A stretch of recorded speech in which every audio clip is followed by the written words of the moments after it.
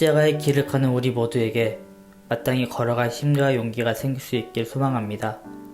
우리 모두를 응원하며 다 함께 사도신경으로 우리의 신앙을 고백하겠습니다.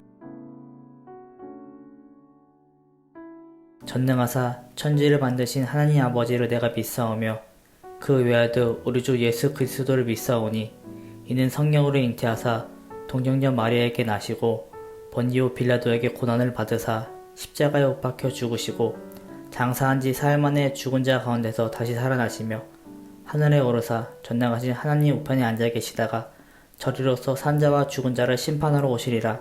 성령을 믿사오며 거룩한 공의와 성도가 서로 교통하는 것과 죄를 사하여 주시는 것과 몸이 다시 사는 것과 영원히 사는 것을 믿사옵나이다. 아멘.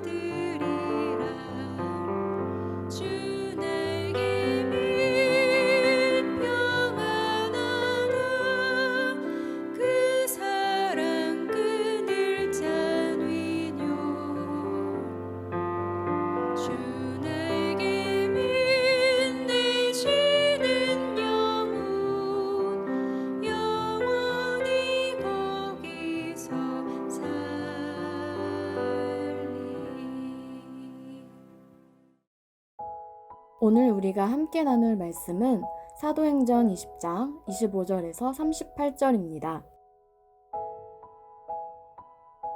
보라, 내가 여러분 중에 왕래하며 하나님의 나라를 전파하였으나 이제는 여러분이 다 내 얼굴을 다시 보지 못할 줄 아노라. 그러므로 오늘 여러분에게 증언하거니와 모든 사람의 피에 대하여 내가 깨끗하니 이는 내가 꺼리지 않고 하나님의 뜻을 다 여러분에게 전하였음이라.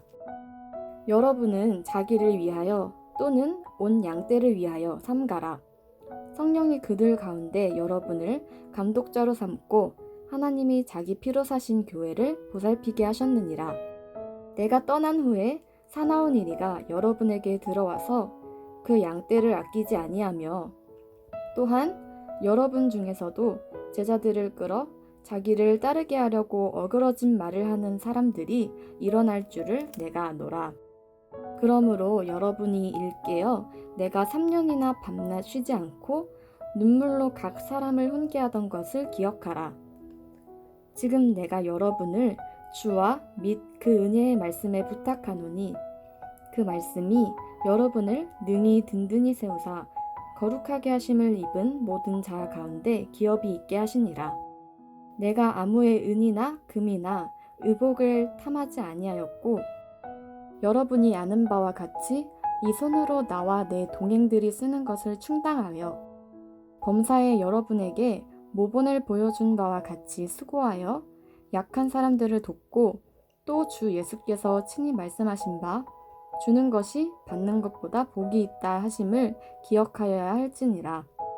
이 말을 한 후 무릎을 꿇고 그 모든 사람들과 함께 기도하니 다 크게 울며 바울의 목을 안고 입을 맞추고 다시 그 얼굴을 보지 못하리라 한 말로 말미암아 더욱 근심하고 배에까지 그를 전송하니라. 아멘.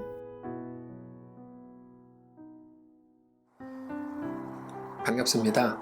오늘 사도행전 20장 25절부터 38절까지를 중심으로 역할이라는 주제의 말씀을 함께 나누겠습니다.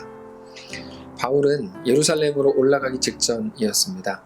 밀레도에 갔을 때 에베소의 리더십들을 불러서 마지막이 될 수도 있는 인사를 하는 장면입니다. 이제 우리가 다시 못 만날 것 같다. 그래서 오늘 여러분에게 이렇게 말한다. 25절이죠. 보라, 내가 여러분 중에 왕래하며 하나님의 나라를 전파하였으나 이제는 여러분이 다 내 얼굴을 다시 보지 못할 줄 아노라. 그러면서 이런 말을 합니다. 26절인데요. 그러므로 오늘 여러분에게 증언하거니와 모든 사람의 피에 대하여 내가 깨끗하니 이는 내가 꺼리지 않고 하나님의 뜻을 다 여러분에게 전파하였습니다. 그러니까 모든 사람의 피에 대해서 깨끗하다. 그 이유는 내가 꺼리지 않고 하나님의 뜻을 여러분에게 다 전했기 때문이다. 우리는 아무 거리낌 없어도 늘 미안함과 부족함을 느끼거나 혹은 그렇게 말하는 게 인지상정입니다. 그러나 바울은 자기는 해야 될 일 다 했기 때문에 아무리 믿지 않는 자가 나온다고 해도 자기는 그 부분에 대해서 거리낌도 없고 특별히 그 피에 대해서 나는 깨끗하다 이런 말을 하고 있는 거죠. 바울이 너무 철면피라는 생각이 들지 않습니까? 우리는 예전에 이 부분에 대해서 말씀을 나누면서 에스겔 33장을 알아야 온전한 이해가 가능하다고 말씀을 드렸습니다. 바로 파수꾼에 대한 역할인데요. 에스겔 33장 1절부터 7절 조금 길지만 제가 읽겠습니다. 여호와의 말씀이 임하여 이르시되 인자야 너는 내 민족에게 말하여 이르라 가령 내가 칼을 한 땅에 임하게 한다 하자 그 땅 백성이 자기들 가운데 이 하나를 택하여 파수꾼을 삼은 그 사람이 그 땅에 칼이 임함을 보고 나팔을 불어 백성에게 경고하되 그들이 나팔 소리를 듣고도 정신 차리지 아니하므로 그 임하는 칼의 제거함을 당하면 그 피가 자기의 머리로 돌아갈 것이라. 그가 경고를 받았던들 자기 생명을 보전하였을 것이나 나팔 소리를 듣고도 경고를 받지 아니하였으니 그 피가 자기에게로 돌아가리라. 그러나 칼이 임함을 파수꾼이 보고도 나팔을 불지 아니하여 백성에게 경고하지 아니하므로 그 중에 한 사람이 그 임하는 칼에 제거당하면 그는 자기 죄악으로 말미암아 제거되려니와 그 죄는 내가 파수꾼의 손에서 찾으리라. 인자야 내가 너를 이스라엘 족속의 파수꾼으로 삼음이 이와 같으니라. 그런즉 너는 내 입의 말을 듣고 나를 대신하여 그들에게 경고할지어다. 그러니까 파수꾼을 세운 이유는 나팔을 불라는 겁니다.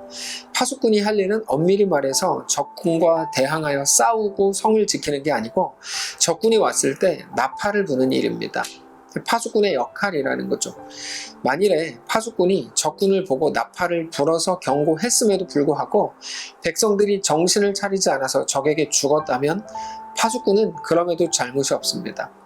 파수꾼이 할 일은 사람을 보호하는 것 아니고 살리는 것 아니고 나팔을 부는 것이기 때문입니다. 그러나 파수꾼이 나팔을 불지 않았다면 자기가 전쟁에 나가서 아무리 잘 싸웠다고 해도 죽은 백성에 대한 책임은 오직 파수꾼에게 있는 겁니다. 이거는 책임을 회피하라는 말이 아닙니다. 분명한 역할에 대한 것을 우리에게 말씀하시는 것이죠. 바울이 그렇습니다. 바울도 그 역할에 대한 이해로서 이것을 이야기하는 겁니다. 자, 그런데 중요한 건 이겁니다. 바울이 지금 누구에게 그 말을 하고 있느냐는 거죠. 이것은 연설을 위한 말이 아니라 구체적인 대상이 있는 말이었습니다. 바울의 말을 직접 듣고 있는 사람들은 에베소 교회의 리더들입니다. 먼저 바울이 밀레도에 갔을 때 바울이 부른 에베소의 장로들이죠. 17절입니다. 바울이 밀레도에서 사람을 에베소로 보내어 교회 장로들을 청했다 되어 있는데요. 다시 말해서 바울은 이제 성령에 매여서 예루살렘으로 가게 되고, 그렇게 되면 더 이상 만나지 못하게 되고 그 사역을 바울도 더 이상 감당할 수가 없게 됩니다. 그러나 바울이 했던 그 온전한 말씀 증거의 사역을 당신들이 잘 감당해 주십시오 말하고 있는 거죠. 리더들이 말씀을 잘 전해야 됩니다, 이겁니다. 바울이 이렇게 말한 이유는 아주 중요한 현실적인 이유가 있었는데, 무서운 일이 곧 일어날 것이기 때문입니다. 근데 바울이 말하고 있는 무서운 일, 그 바울이 말하는 무서운 대적이라고 하는 건 여러분 로마가 아닙니다. 그들을 박해하는 사람들이 아닙니다. 이게 아주 중요한데요. 교회의 대적은 언제나 마찬가지인데 박해자들이 아니고 어그러진 말을 하는 사람들입니다. 29절입니다. 내가 떠난 후에 사나운 이리가 여러분에게 와서 그 양떼를 아끼지 아니하며 또한 여러분 중에서도 제자들을 끌어 자기를 따르게 하고 어그러진 말을 하는 사람들이 일어날 줄을 내가 안다. 교회의 대적은 여러분 꼭 기억하십시오. 박해자들이 아닙니다. 세상 정부도 아닙니다. 핍박자들이 아닙니다. 교회의 대적은 거짓 교사들입니다. 복음을 훼손하는 사람들입니다. 예수님의 십자가와 부활의 능력이 아니라 이 땅에서의 잘됨이 전부인 것처럼 말하는 사람들이 교회의 대적입니다. 바울이 떠나면 곧 못된 그들이 여러분을 자기 편으로, 그래서 마치 세상에 소망이 있는 것처럼, 그것만 이루어지면, 그 기도의 응답만 되면 다 될 것처럼 말하고, 거짓 교사들이 여러분을 그렇게 자기 편으로 끌어들이려고 하고, 성도들이 그저 듣기 좋아하는 그럴듯한 말들을 가지고 유혹을 할 거라는 말입니다. 거기에서 조심하라. 그것을 위해 파수꾼은 나팔을 불어야 된다. 온전한 복음을 증거해야 된다고 바울이 얘기하는 거죠. 바울의 이 권면은 오늘 우리에게 얼마나 중요한지 모릅니다. 우리도 그 한가운데 있기 때문입니다.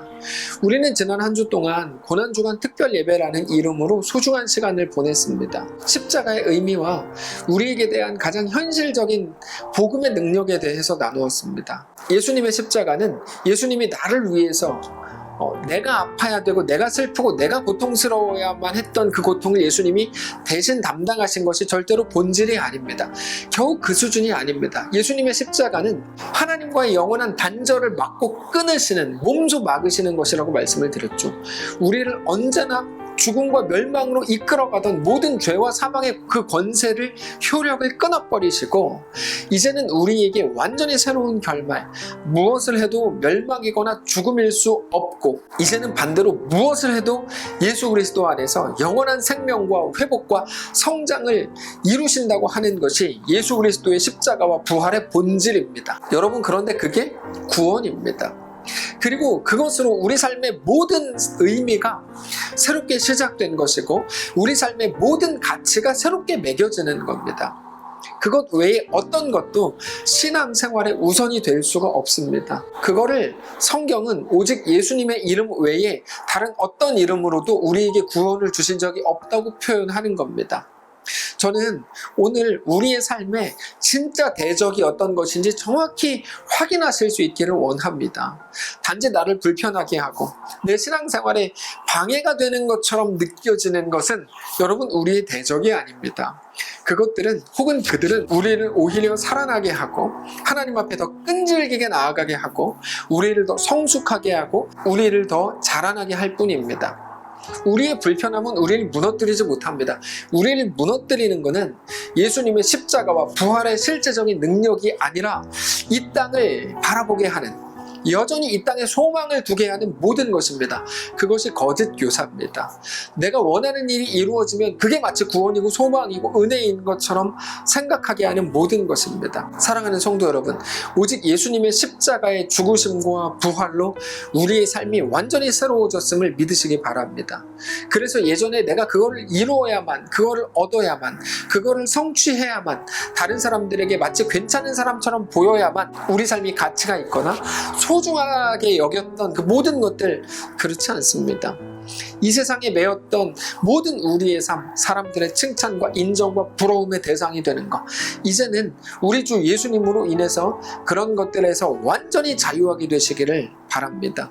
예수님의 십자가가 어떤 의미인지, 부활은 무엇인지, 나에게 오늘 어떤 능력인지를 깨닫고 그 믿음 안에서 오늘을 담대히 살아내시기를 소망합니다. 우리 한번 잠깐 기도하겠습니다. 살아계신 하나님, 주님의 은혜 앞에 엎드립니다. 오늘 예수님의 십자가가 무엇인지, 죽으심과 부활이 나에게 어떤 능력을 가져다 주는지, 그렇게 해서 내 삶이 어떻게 의미가 새로워졌고 내 삶의 가치가 어떻게 쓰여졌는지 정확하게 생각하기를 원합니다. 오늘 우리와 함께 해주옵소서.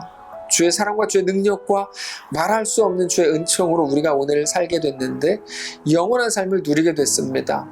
우리가 무엇을 해도 죽음과 멸망이 끝이 아니라 무엇을 해도 영원한 생명과 구원이 우리의 것 되었음을 고백합니다. 그 믿음 가지고 오늘 담대하게 승리하게 하옵소서. 우리가 어떤 일을 만나더라도 그 속에서 여전히 주님만을 믿음으로 바라보게 하시고 주님과 믿음으로 동행하는 귀한 성도를 다 되게 하옵소서. 감사드리며 살아계신 예수님의 이름으로 기도합니다. 아멘. 사랑하는 성도 여러분, 오늘 하루를 하나님께서 우리에게도 허락하셨습니다.